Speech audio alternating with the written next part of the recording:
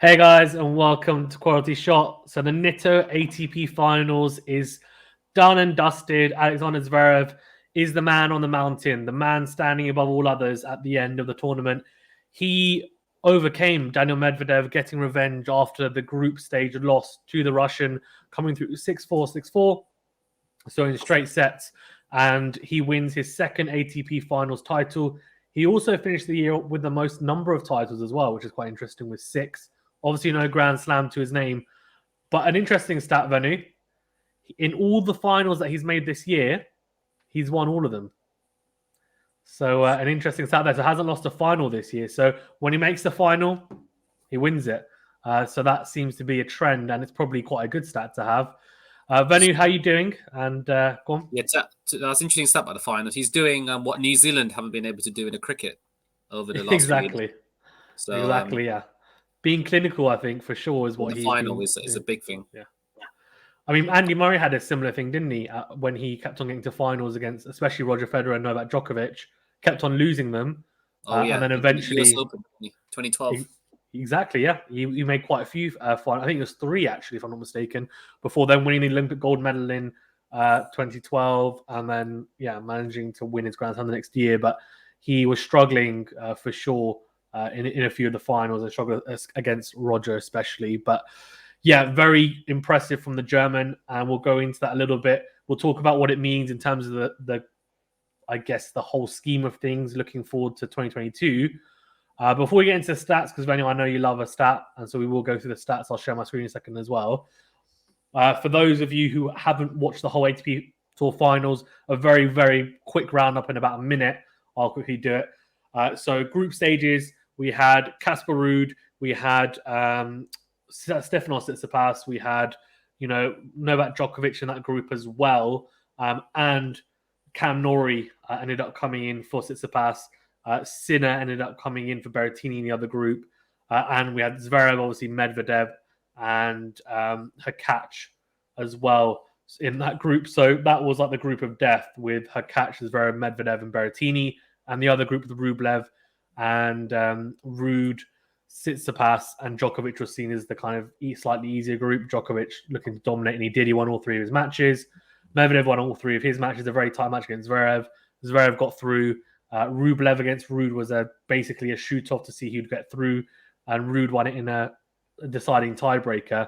So really impressive. And Sinner almost won 2 matches, but he came in as a substitute for Berrettini. So he had a very close match against Medvedev. Lost that in a tiebreaker as well, but he didn't have a chance to go through because he hadn't played that first match that Berrettini had. But overall, a very interesting tournament. And then we had the semis, which we know how those went. Djokovic versus Zverev, an amazing match for me, the match of the tournament. Really impressive, Zverev coming through Djokovic and replicating that Olympic form, or that Olympic win in that semi-final. It wasn't as dramatic. He wasn't a set and a breakdown. He nicked the first set and then actually managed to go on and dominate in that third set. And Medvedev came through trumps really easily against Casper Ruud. That's a bit over a minute, so I'm going to end it there. Then we should go into the stats and then talk about a couple of the key patterns of play. You mean from yesterday? Yeah, from yesterday, yeah. Let's go. Well, I think the main thing was that if you go through the stats, you just look at the serving from Zverev. It was just... Look, the thing is, like, if Medvedev served as well as Zverev, it would have obviously made a massive difference in the game, but Zverev was just clinical with his serving. 8 aces compared to 3. That stat normally tells you who served better, normally by the aces. That's normally a stat that I always look at to see who served better. But you look at especially, I think especially when both players are big servers, right? I think you got a really good point there. When it's like someone who, if you have like a Nadal against a Federer, normally you expect Federer to serve more because his serves a bit more powerful, he hits the spots. Nadal, he might make more first serves, but it's not always to serve aces. Doesn't really quite have that gear to his serve. But these two, and I agree with you, these two are both big servers. So really, they could easily go neck and neck. But as Medvedev rightfully said after, he felt there was a spark missing on his first serve. And also he felt like he wasn't really hitting the lines. I think that's reflected here for sure. That's for sure. And that is true. And And because Zverev was serving so well, it put, obviously, as with all our tennis players out there know, if you serve well, it puts pressure on the opponent's serve as well. And that's exactly what happened. And I think Medvedev did start to up his game in the second half of the second set, but he was already a breakdown, and Zverev was serving so well. I think there was, a couple of points where he served himself. Zverev served himself out of trouble, and there was one point I remember. I think it was 30-all, and he creamed the forehand down the line. He kicked the line, and it was 40-30. Just thinking, he's just not giving anything to Medvedev at all. Whereas 30-all, I will be quite conservative and just get it in, away from an opponent to make a mistake. But Zverev just went for it, hit the line. He was clinical. It was and a lot of people in the comments were saying that they're expecting Zverev to fold under the pressure, but he didn't, and his serving got him out of trouble, which was good. And look at that first serve percentage, 83% compared to 74%. And if you scroll down further, I think he came down to did come to the net a few times as well. This is interesting. 71%. Look, 21 times he came to the net. Only Medvedev 7 times. I think Zverev obviously knew. I think it was clear that Medvedev will win from the baseline if the rally goes above 15 to 20 shots most of the time. But you look at the winners, 23-14, and I think after the first set, wasn't it? No, unforced errors. Wasn't it such a massive difference? Yeah, there was unforced errors in first set. Medvedev hit so many unforced errors. If you have a look, the winners. It was the winners, 9-1. That's ridiculous. You're right though. But look at that from Medvedev: 1 winner to 8 unforced errors. That is the contrast, right? For Medvedev, 9 winners to 9 unforced errors is that's solid. Because you're at, but yeah, -7 exactly. You can basically work it out like that, right? You want to really be at least at 0, but really in the positive. And Medvedev is at -7 there. He's made on 8 unforced errors. Obviously, there's a few forced errors in there. That's fine, but I think that is a fair reflection on how that set went. Even to be fair, and you made a really good point about him coming to the net, and I thought he utilized that really well. He came to net 21 times. 71% of the time, which is quite impressive if you think about how good Medvedev is at passing people at the net. He hits the ball so low as well. And he's very, very pinpoint all the times in his passes. So Zverev, I thought, was really composed in that. And you made a comment during the stream.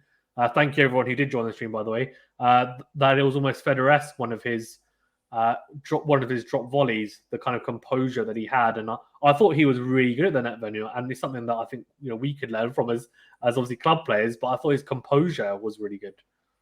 Yeah, and he was very composed, and just like Federer, just very clinical. He just very reliable. It seemed like a good German, What they're very good at. They're making cars and reliable cars. It felt like just with Zverev, very reliable. So yeah, I think he's definitely maturing as a tennis player, and this win is going to give him a lot of confidence and to help him get that Grand Slam next year, which looks likely. He looks good for the Australian Open in January.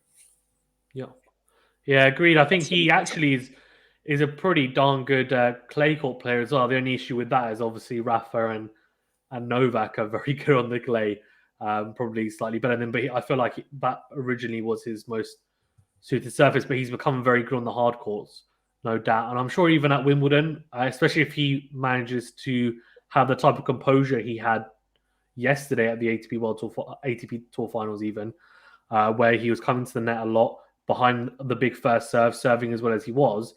At Wimbledon, that is a fantastic tactic to use, is be able to serve volley at the right times and have that composure. I think the best thing for me was the touch and feel, and it looked really natural, his net game, and that's quite important. A lot of people, it can look unnatural, and they look quite rushed, or they don't quite know what to do. He was very, as you said, clinical, but very clear in his thought about how he wanted a volley. And I thought that was important. And he got into good positions. He's got good split step and movement at the net. And it definitely does help, for sure. And obviously the winners and unforced errors here, 23 and 14 there for Zverev and Medvedev respectively. And then we had 13 and 13. So I just think, honestly, if we're looking at it, Medvedev did admit that mentally maybe wasn't a little bit there. He wasn't sure why. He said it could have been fatigue, etc. as well. But he just said, look, I was outplayed and sometimes that happens. But yeah, I agree with you that it was very much a clinical performance from a very, very good player. And the biggest thing for him is that he broke his duck of losing to Medvedev 5 times in a row, which, the head-to-head is 6-5. But that's because Zverev had a lot, the lion's share early doors in their careers. But recently, Medvedev has just been too much. And it's because of the low balls that he receives, right? He doesn't like to bend that low, but Zverev managed to counteract that as well, I thought, quite effectively. Did you say that? But I look at their stats. I always like to look at the height. They're both exactly the same height. So why is Zverev more able to deal with the shorter ball than Medvedev? Is it their mechanics of their actions, or what is No, it? he's not. He's not. I actually think so. So my point was that Medvedev, if we look at it from a play style point of view, Medvedev doesn't hit the ball with a lot of topspin. So he hits the ball very flat over the net, right, with hardly any clearance. So when we play, we're always told hit with good clearance, a lot of topspin, give yourself the best possible chance, right, of making the ball and also kicking off the surface, especially on clay, for example, as well. So Zverev does that. He does those basics nicely. Medvedev, though, he hits so low over the net with hardly any topspin. So what happens is it bounces really low. It skids off the surface. And so Zverev, Venu, he struggles to get low to those balls. That's the issue. So I think that's why it's not. It's actually the opposite. Is that even though Zverev won this match, in general, he struggles with the lower bouncing balls, whereas Medvedev, he does as well himself, but not many people hit that flat over the net. Does that make sense? Yeah, that's true. Yeah, he doesn't generate as much topspin as a Nadal to help get the ball over the net.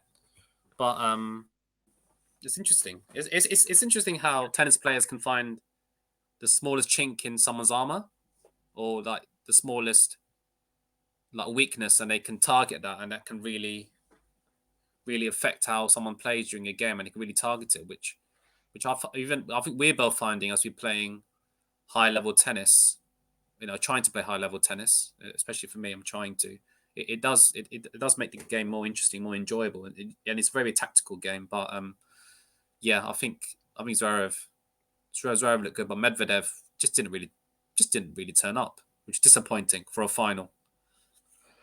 Yeah, I agree. I think definitely didn't play his best, but overall an entertaining match, no doubt. So as you can see here, winning 6-4, 6-4.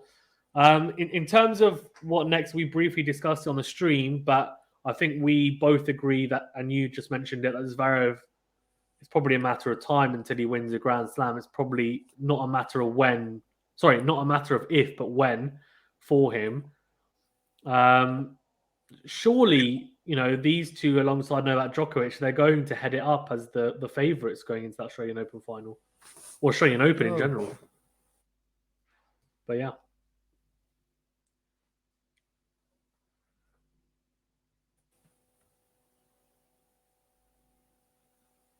Is that better? Yeah, you're back. Yeah, I've just connected you to through the electricity.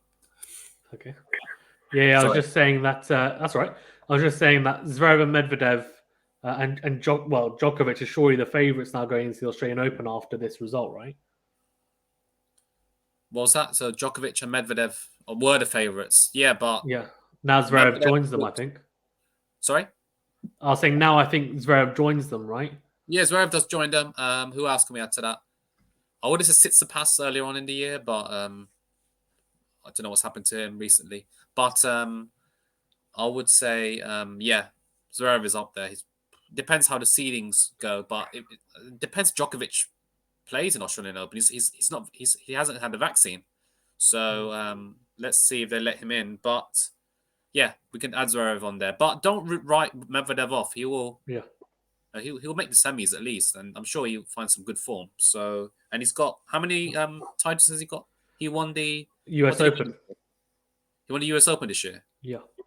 So he can do it. He's got a track. And Zverev hasn't done it yet. So yeah, I can't wait for us to stream the Australian Open and do live streams. I know the timing's great.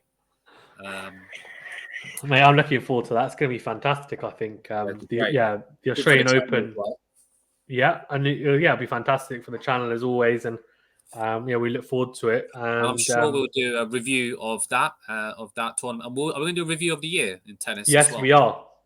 So do keep an eye out for that. It will be with two other guys as well. Then you keep the 16th of December free. It'll probably be then. I think, or it's a Sunday, whatever the Sunday is that week. That's the week I break up from school. So that's the 8th. Yeah. So or maybe 19th. I think it's the 19th. Yeah, let me know. Message me. Yeah, 19th of December. But basically, anyways, either way, we will be doing it. So it'll be two other channels plus myself and Venu. We're going to be talking about similar to, for those of you who've seen the last year, obviously we did one for cricket. We'll be doing one for cricket this year as well. Venu will be a part of that, I'm sure, as well. There's a few of us normally that come on that one, which is always good fun. And we will do one for boxing as well. But for those of you who've watched those ones, you'll know it'll be, a couple of interesting categories in there. Good debate as always. So do keep an eye out for that. Also, we've got the Davis Cup starting later this week. We may be doing some live streams. We'll keep you updated. It's normally really exciting, the crowd and the atmosphere there. And also, there's normally quite a few upsets, so it might be quite good fun to watch. So we'll see if we can do some of that. Then is there anything else you want to touch upon before we wrap up? Not really. It was a good tournament. I think we're coming to the point where the old guard of Federer, Nadal, and Djokovic are kind of passed on that baton to these young guys in Zverev and Medvedev. So it's going to be interesting the next year. I mean, that's when that's going to really come into play. Yeah, I agree. I think it's, I think we can safely say for Federer anyway, we don't even know if he'll be back on a court. I think there's like 3 different stages. Federer is, we're not quite sure if he's going to be back. And he said he might not, if he does come back, it won't be even before Wimbledon next year, he said. So that's how long it's going to take probably. Nadal is kind of in between him and Djokovic. He said he's going to play the Australian Open, but he can't really play a lot of tournaments. He's probably going to focus on the Grand Slams. Realistically, his best bet to win another Grand Slam or 2 is Roland Garros, and he'll need to kind of play at his best because Novak obviously showed that last year in the semis against Rafa, he is a force to be reckoned with. And then Novak, to be fair, is still at the top of his game. I mean, he's won 3 out of 4 slams. Quite hard to say that he's fading away just because he's lost a match against Zverev. It doesn't really say too much, to be fair, because, he hasn't... Zverev is the only player to beat Djokovic twice this year. That's how many times Djokovic has lost. Not many times. Yeah. And the most crazy stat for me, which obviously Zverev didn't do it, but Zverev is the only player to beat Djokovic after Djokovic has taken the first set in a match. So every time Djokovic has taken the first set of a match, apart from that Olympic semi-final, he's gone on to win it. So that kind of shows how good a front runner he is and just how well he's played this year. So interesting stat there as well. But yeah, Zverev with a phenomenal finals record, 6-0, and he'll be looking to carry that on next year. And it's interesting, himself and Medvedev never played in a Grand Slam. I'm sure that will change next year, you'd imagine. Yeah, if they're on opposite side of the draw. Yeah. Agreed. Cool. Thank you very much, Vanu, and thank you guys for tuning in. Please remember to smash the like button and subscribe to the channel if you haven't already. Do click the notification bell as well to get alerted to all the new videos. We do also have a Patreon, so if you want to check that out, the link is in the bio. We also do have a Discord channel, which we're trying to kind of push to get you guys chatting and discussing in that. It's obviously myself and others will join you if you do get involved in that. So yeah, it's quite good. Discuss whatever you want tennis-wise. Just keep it clean. And then we also have an Instagram, QualityShot.f, and Twitter, QualityShot1. and on Facebook as well. So yeah, do check us out and support the channel. Thank you very much, guys, and we'll see you on the next video. Stay